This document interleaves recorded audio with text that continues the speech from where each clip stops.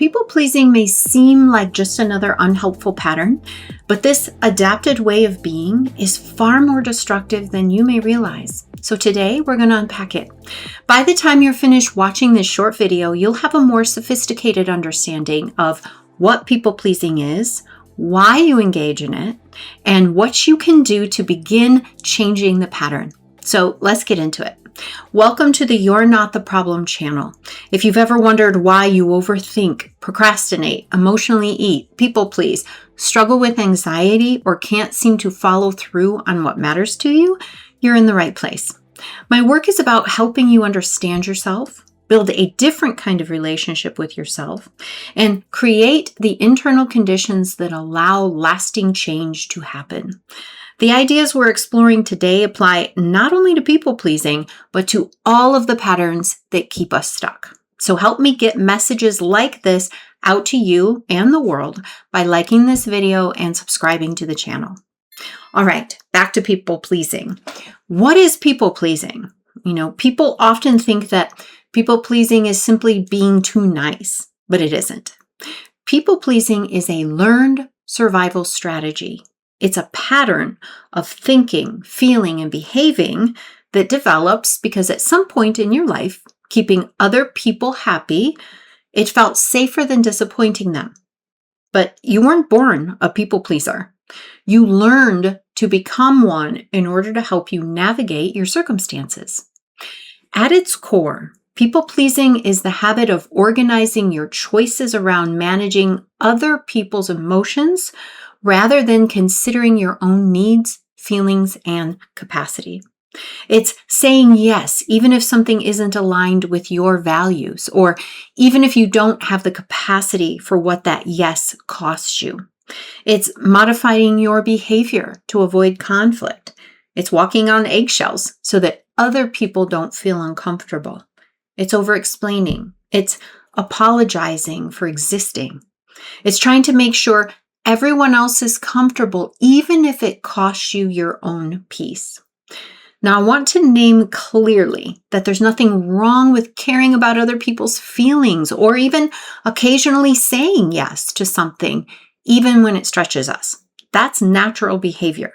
That's healthy. Healthy people consider other people. The difference is that they also consider themselves.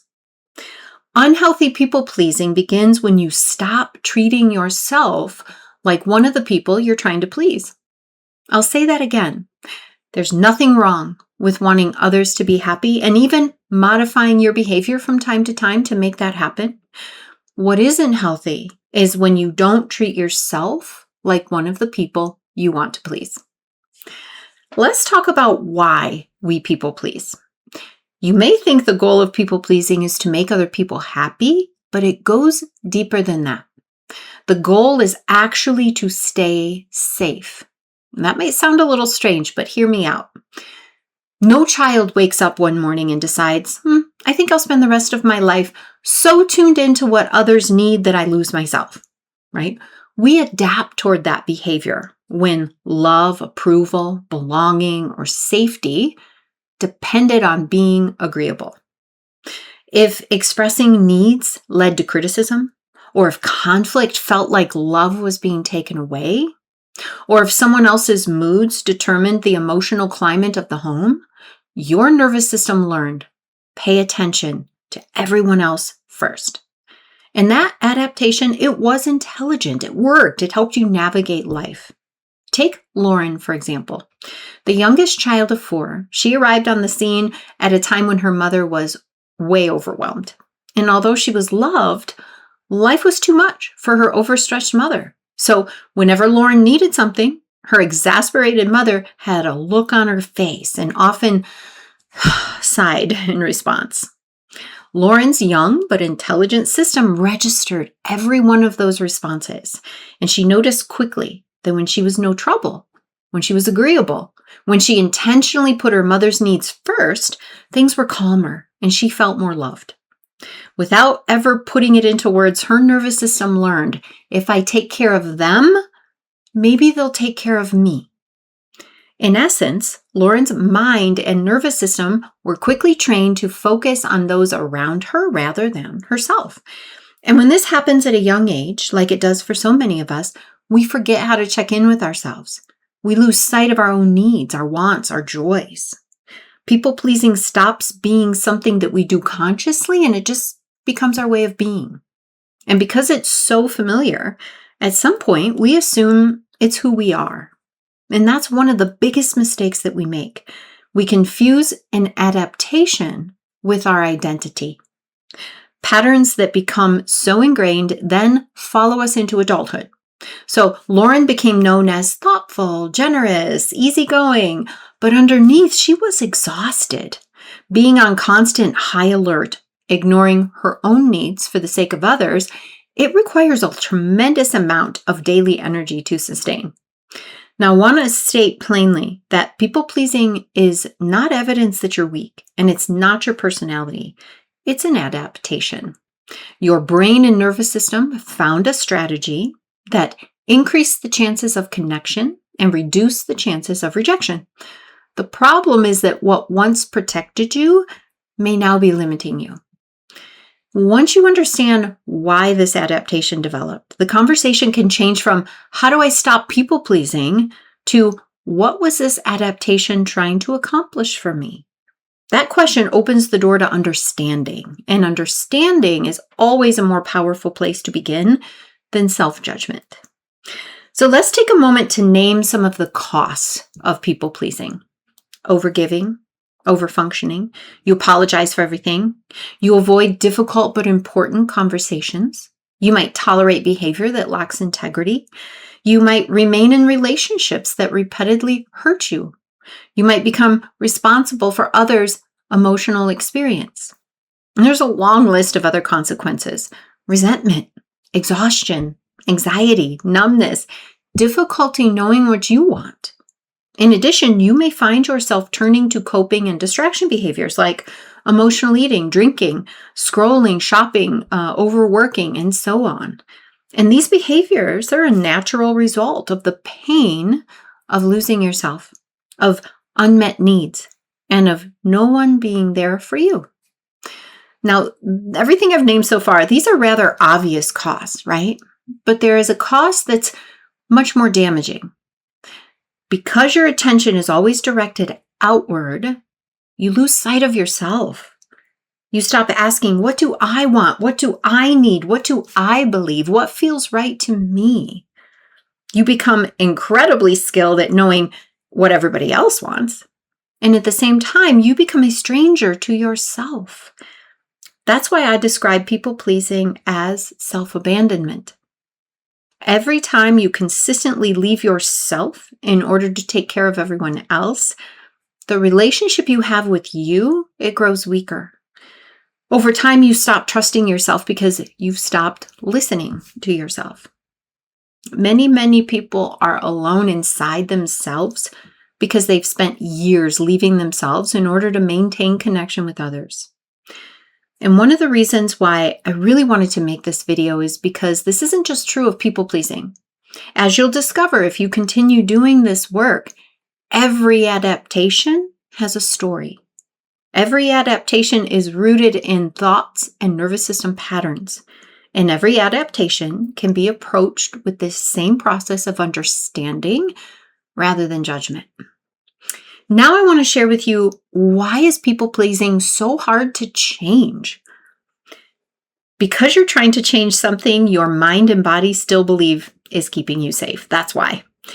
If your nervous system believes that saying no equals rejection, or if your thoughts tell you that disappointing someone means you'll lose love, then people-pleasing isn't simply a habit, it's protection. Your mind says, they'll be angry. I'll disappoint them. I'll be selfish. I'll be a bad mom, daughter, friend, wife, husband. Good people put everyone else first, right? And then your body joins in.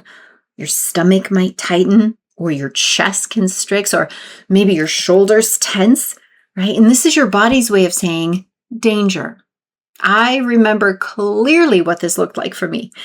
I assumed that the only reason people liked me or loved me was because I did things for them and made their life better by putting them first.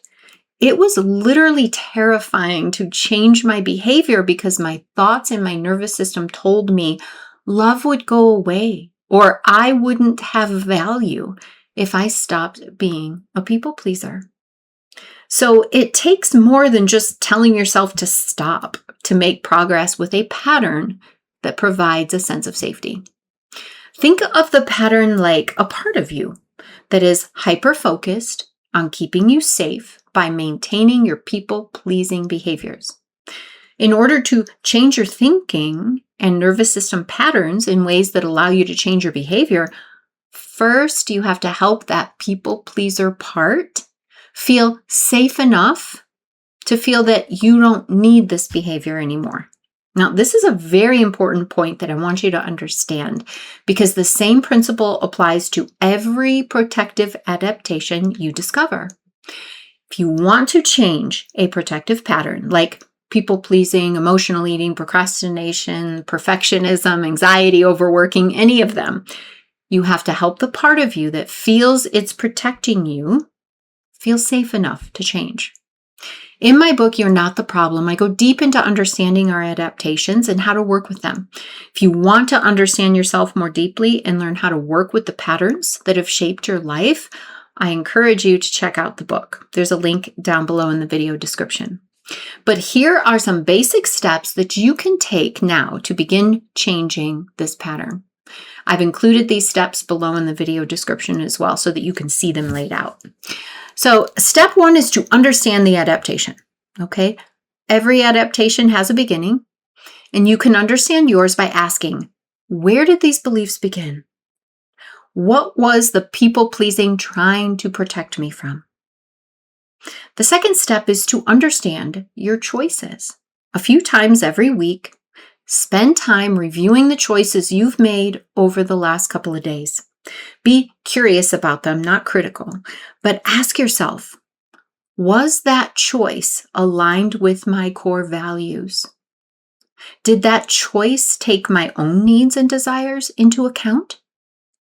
Did I truly have the capacity to say yes to that choice? And as you reflect, notice the situations that come up or the type of situations that come up over and over again. These are wonderful opportunities to practice. You don't want to wait until someone asks you for something or until you're on the spot to decide how you want to respond. You can practice before that moment arrives while your nervous system is calm. So, for example, you can imagine someone asking you for a favor that feels outside of your capacity or that might interfere with something that you have planned already for yourself. Imagine yourself responding in a way that is more aligned with your values, your needs, your capacity. Maybe you say, I'm not going to be able to do that, or let me think about it. Okay. Step 3 is support your nervous system. So notice what happens within you when you consider making choices that go against your people-pleasing patterns. Maybe your stomach starts jumping, or your chest gets tight, or you feel heat in your face. Don't rush past that. That's the adaptation playing out within your nervous system. Do your best to meet the part of you that's afraid. Place your hand where you feel the energy. Offer somatic support and gentle words. If it's me, I'm going to feel an unsettled feeling in my stomach. So I might gently place my hands there, close my eyes, take a couple of deep belly breaths and say, hello, scared part. I know it feels dangerous to tell your friend that you can't watch her daughter. I know you're remembering what it was like when saying no wasn't safe. Thank you for trying to protect me, but I'm making the choice that honors our needs. We can't say yes this time, but perhaps we can in the future. Do your best to bring safety to the body first, because a frightened nervous system cannot make new choices. Step 4 is to get okay with other people's responses. Now, it's really important to note that you won't find safety by trying to convince yourself that everybody's going to be okay with your non-people-pleasing decisions, because the truth is, They may not. Some people are not going to like your boundaries. Some relationships are built on your self-abandonment. I know that was true in my own life. Not everyone celebrated my healing. But your truth can't depend on someone else's reaction. So instead of trying to figure out how everyone else will feel about your choices, ask yourself questions. What kind of person do I want to be? What do I believe about caring for myself? What do I believe about my worth? What do I believe healthy love looks like? What do I believe integrity asks of me? Who do I want to be, regardless of how someone else responds? These become your new operating principles. And one thing I really want to make sure we're clear is that the choice that you're making is not a choice between being a people pleaser and becoming someone who doesn't care about other people, right? You're still going to love to do things for people. You're still going to be generous. You're still going to support the people and the causes that you care about. The difference is that you'll be no longer making those decisions by excluding yourself from the equation, because your needs matter too. Your capacity matters and your values matter. So instead of making decisions based only on what someone else wants or what your nervous system believes you have to do to stay loved, right? You can make decisions that consider you and them, right? So now you get to become one of the people that you care for. That's what healthy love looks like. It's not choosing yourself instead of everyone else. It's choosing yourself along with everyone else. Now, finally, as you start to explore this and try on these new ways of being, don't start with the hardest boundary, right? Start with something your nervous system can tolerate. Maybe you suggest a restaurant you want, or say what movie you'd prefer. Maybe you wait 5 minutes before answering yes, or you say, let me think about it. Maybe you ask for help instead of automatically doing everything yourself. These tiny moments, repeated often, those are how your nervous system learns safety. The bottom line, people pleasing isn't something you fight, it's something you understand. And every time you meet this pattern, this adaptation with curiosity instead of criticism, you loosen its grip. What I hope you'll really take away from today's conversation is that this process isn't unique to people pleasing. Whether you're working with some other pattern like emotional eating, perfectionism, anxiety, or another adaptation, the path forward is remarkably similar. It's what I share in my Freedom Framework. We begin by understanding what the adaptation has been trying to accomplish. We help the nervous system feel safe enough to change. Then we build the internal resources needed to respond differently. That's the process I use in my own life. It's the same process I teach throughout all of my work. And if today's conversation helped you see yourself with a little more understanding and a little less judgment, don't let it stop here. If you'd like to understand these ideas more deeply, including why these adaptations develop and how to work with them, you'll find the suggested steps I outlined in this video, as well as the link to my book, You're Not the Problem, in the video description below. If you'd like more videos, free resources, information about working with me, you'll also find a link to my website there.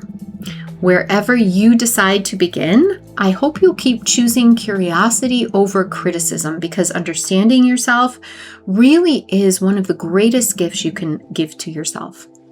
And I'd also like to invite you to take a moment, forward this video to someone who needs to be reminded they're not the problem, they're the possibility. I'll see you soon.